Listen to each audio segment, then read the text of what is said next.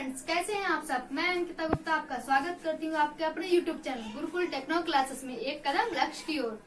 तो जैसा कि मैंने आपको बताया था भारत जो आपका हिंदी भाषा का विकास, उसमें मैंने आपको कल के पॉइंट क्या बताया था कि भाषा का विकास कैसे हुआ, कहाँ से हमने भाषा का डेवलपमेंट हुआ, उसका विकास हुआ। आज हम बताने वाले हैं क्योंकि मैंने आपको कल बताया था कि सबसे पहले हमारी संस्कृत भाषा चलती थी, उसके बाद कैसे कैसे उसका विकास होता गया, वो विकास किस तरह के चरणबद्ध होते हुए हिंदी में आया है, वो आज मैं बताने वाली हूँ। सबसे पहले आपका कौन सी भाषा चलती थी?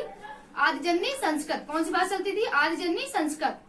संस्कृत जो भाषा थी आपकी, वो पुराणों पे एकदम पुरानी भाषा थी। जो आपके वहाँ के गुरु लोग थे और जो राजा महाराजा थे, सिर्फ वही संस्कृत बोलते थे, और संस्कृत बोलना जल्दी किसी को आता भी नहीं था, और ना ही किसी को इजाजत थी संस्कृत भाषा का प्रयोग करने की। इसलिए जो वहाँ के जनजाति के लोग थे, गांव कबीले के लोग थे, उन्होंने एक नया तरीका निकाला। जो अपनी भाषा थी उसको चरणबद्ध किया, उसको कुछ नए उसमें वर्ड निकाले, कुछ चरणबद्ध करके एक नई भाषा तैयार की। उसका नाम क्या पड़ा? पाली। जो हमारी हिंदी भाषा की भारत की प्रथम देश भाषा कौन सी पड़ी? पाली। उसके बाद जो पाली है उसमें भी कुछ धीरे धीरे बदलाव हुए, चरणबद्ध तरीके से उसमें भी कुछ बदलाव होते गए। उसके बाद हमारी नई भाषा तैयार हुई, उसका नाम पड़ा प्राकृत। ये हमारी दूसरी देश भाषा थी। दूसरी देश भाषा कौन सी हो गई? हमारी पाली। उसके बाद जो पश्चिमी देश थे उनका हमारे भारत में, उनका हमारे देश में हस्तक्षेप हुआ। उन्होंने हमारे भारत में आके राज किया। उनके आने से जो उनकी भाषा शैली थी, उनके जो शब्द थे, उसका संग्रहण हुआ। उनको आपस में मिलने से एक नई भाषा तैयार हुई, जो हमारी कौन सी हो गई? अपभ्रंश काल। अपभ्रंश में उनकी कुछ भाषाएं थी जिनको हमने संग्रहित किया और अपनी भाषा मिला के एक नई भाषा तैयार हुआ। उसे क्या कहा गया? अपभ्रंश काल। उसके बाद अपभ्रंश भाषा के बाद हम ये भाषा आगे तक चलती रही। जब इसका अंतिम समय आया, भाषा के समाप्त होने के 100-200 ईसा पूर्व, 200 साल के पूर्व, जब ये भाषा का अंतिम काल था, उस समय हमारी भाषा का अंतिम समय में भाषा चेंज हुई। वो कौन सी हो गई? अवहट हो गई। कौन सी भाषा में परिवर्तित हो गया? अवहट भाषा में परिवर्तन हो गया। अब बात तो ये हो गई कि भाषा किन किन रूप में बदलती रही। पहले हमारी कौन सी थी? पाली में आई। उसके बाद किस पे आई? प्राकृत भाषा पे आई, जो हमारी दूसरी हिंदी भाषा हो गई। फिर ये अपभ्रंश में गई, और लास्ट की चौथी आपकी भाषा है ये अवहट में। क्या है? अवहट जो हमारा है ये मिश्रित रूप है, कई सारी भाषाओं का मिश्रित हमारा अवहट कहलाया। तो चौथी भाषा आपकी कौन सी होगी? अवहट भाषा। अब ये आपको ये जानना है कि आपकी जो भाषाएं हैं उसका विकास क्रम कितने सालों का है। तो हमारी जो हिंदी भाषा का विकास क्रम है वो पूरे 3500 साल का विकास क्रम। कितने साल का है? 3500 साल का विकास क्रम है। अब इसके बाद मैं आपको आगे बताती हूँ। तो जैसा कि मैंने आपको बताया कि जो काल है पूरे 3500 वर्ष का काल लगा है। कितना? पूरे 3500 वर्ष। ये 3500 वर्ष हुए कैसे? हमारा जो ऋग्वैदिक संस्कृत है, ऋग्वैदिक संस्कृत से आधुनिक हिंदी का सफर काफी लंबा रहा। जैसा मैंने आपको बताया, पहले संस्कृत चलती थी, संस्कृत से पाली के बीच में हमारे कई सारे महात्मा आए जिन्होंने अपना उपदेश दिया, अपना ज्ञान बांटा। लेकिन जो उस समय काल चल रहा था, जो भाषा चल रही थी, उसी भाषा में। उसके बाद जब अगला हमारा काल आया, उसके बाद कौन सा काल आया था? प्राकृत काल आया था। जो अगले अब कुछ महात्मा गण आए, उन्होंने अपना जो उपदेश दिया, जानकारी दी, अपने विचारों को बताया, वो हमारी प्राकृत भाषा में बताया। तो उसके आगे कुछ समय बीत गए। फिर हमारा कौन सा काल आया था? अपभ्रंश काल आया था। तो जो हमारे बाहर के लोग आए थे, जो बाहर के सेनानी थे, बाहर के जो राजा थे, या अंग्रेज काल भी बोल सकते हैं, जो भी लोग आए थे, उन्होंने जब हमारे भारत पे राज किया तो अपभ्रंश काल में किया। तो उनके बीच में भी कई सारे हमारे गुरुजन आए जिन्होंने अपना साहित्य भारत को दिया, हमारे देश को अपना योगदान दिया, कई सारे विचार प्रदर्शित किए। वो किसमें किया? अपभ्रंश और प्राकृत में किए। उसके बाद फिर लास्ट का हमारी भाषा कौन सी आई? सबसे लास्ट में अवहट भाषा आई, जिससे हमारी जो ऋग्वैदिक काल जो 35 वर्षों का है, वो आधुनिक भारत के समीप आ गया। कितने साल में आ गया? पूरे 3500 साल में आ गया। तो बात करते हैं अपने महात्मा गौतम बुद्ध की। जो हमारा सबसे पहली भाषा मैंने आपको बताई थी, संस्कृत के बाद जिसका विकास हुआ था, किसका हुआ था? पाली भाषा का। जो हमारी प्रथम देश भाषा थी हमारी पाली। उस समय, उस काल पे हमारे उपदेश किसके हुए थे? हमारे महात्मा गौतम बुद्ध जी के। उस समय हमारे महात्मा गौतम बुद्ध ने भारत को बहुत सारे उपदेश दिए, विचार प्रकट किए, जिससे जो वहाँ के जनजाति के लोग थे उनका मार्गदर्शन हुआ। उन्होंने अपने विचारों का, उनके विचारों का अनुग्रहण किया। काफी कुछ उन्हें सीखने को मिला। किस भाषा में? हमारी पाली भाषा में। फिर उसके बाद हमारे जो अगला काल, कौन सा काल आया था? प्राकृत काल। उस समय किसके था? महावीर स्वामी जी ने उपदेश दिया था। जो प्राकृत काल आया वो महावीर स्वामी जी के समय पे आया। उन्होंने अपने विचारों को जो बताया, अपने उपदेशों को बताया, लोगों का मार्गदर्शन किया। किस काल पे किया? प्राकृत भाषा काल पे किया। फिर उसके बाद कौन सा काल है? जो हमारे साहित्य शुरू हुए, क्योंकि जो गौतम बुद्ध महावीर जी ने अपना उपदेश दिए, लोगों को ज्ञान दिया, उससे लोगों में कुछ, उनके दिमाग में कुछ नई अनुभूतियां हुई, उनके मन में विचार उत्पन्न हुए, उससे किसी साहित्य का आविष्कार हुआ। कुछ साहित्य आए, जैन साहित्य आए, और जो जितनी भी इनकी रचना हुई कौन से प्रकार में है? हमारी जो प्राकृत भाषा है उसके अंत में और अपभ्रंश भाषा की शुरुआत में। कि हमारी जो साहित्य और जैन साहित्य थे उनकी रचना कब हुई? प्राकृत भाषा काल में, और जो हमारा अपभ्रंश काल है उसकी शुरुआत में हुआ। अब तो ये हमारा 3500 साल का वर्ष। अब इसको भी 3 भागों में बांटा गया है। जो हमारे 3500 साल की भाषा का विकास हुआ है, इसको 3 भागों में विभाजित किया गया है, वो मैं आपको बताने वाली हूँ।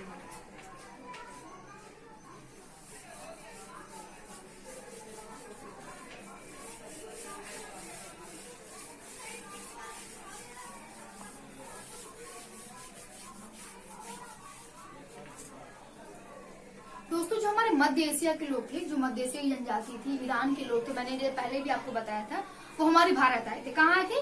भारत आए थे। वो तुम्हारी 7 जो नदियां हैं, सिंधु नदियां, सिंधु नदी हो गई, सरस्वती नदी हो गई, चेताब हो गई, झेलम हो गई, रावी हो गई, और कौन सी? व्यास नदी। कौन कौन सी नदियां बताई मैंने आपको? याद कीजिए। सिंधु नदी हो गई, हमारी सरस्वती नदी हो गई, चेताब हो गई, झेलम हो गई, सतलज हो गई, रावी और हो गई, व्यास हो गई। ये जो हमारी 7 नदियां थी, उनके जो पास में निकट में जो गांव थे वहां पे आके बसे। तो जी इनकी एक शाखा थी। कुछ भारत आए, वो आर्यन, जो कुछ लोग थे भारत आए, आर्यन जो हमारे थे, और कुछ लोग कहाँ गए? यूरोप गए। कहाँ गए? यूरोप जाके बस गए। इनकी एक शाखा हमारे भारत में बसी आके, और एक शाखा हमारे यूरोप चली गई। तो इससे हमारी कौन सी भाषा का विकास हुआ था बताइए आप? हमने आपको बताया था हमारी भारूपी भाषा विकास हुआ। कौन सी भाषा विकास हुआ? भारूपी भाषा विकास हुआ। तो ये जिसकी जो उपशाखा मैंने आपको बताई थी, इंडो आर्यन ईरान भाषा परिवार, इसकी उपशाखा कौन सी बताई थी? इंडो आर्यन ईरान भाषा परिवार, जो इससे किससे विकसित हुआ था? आर्य भाषा से विकसित हुआ था। तो अब इसके जो मैंने आपको 3 काल बताए हैं, जो 3500 वर्षों में 3 काल हुए थे, वो मैं काल आपको बताने जा रही हूँ। तो देखिए, तो जैसा कि मैंने आपको बताया, आपका जो विकास क्रम था 3500 साल तक का था। 3500 साल का विकास क्रम, जिसको 3 भागों में बांटा गया था, वो इस प्रकार है। पहला आपका काल कौन सा हो गया? प्राचीन भारतीय आर्य भाषा। कौन सी भाषा हो गई? प्राचीन भारतीय आर्य भाषा, जिसका विकास क्रम जो था कितने समय का था? इसका विकास क्रम हमारा 1500 ईसा पूर्व से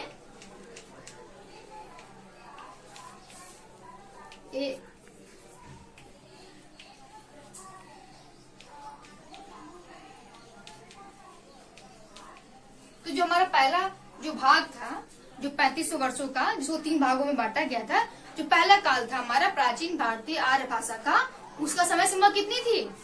1500 ईसा पूर्व से लेकर 500 ईसा पूर्व तक। तो हमारी अगला काल कौन सा आया, जो 3 भागों में बांटा गया? दूसरा काल था हमारा मध्यकालीन आर्य भाषा। कौन सा था? मध्यकालीन आर्य भाषा। और इसकी समय सीमा कितनी थी? इसकी समय सीमा हमारी 500 ईसा पूर्व से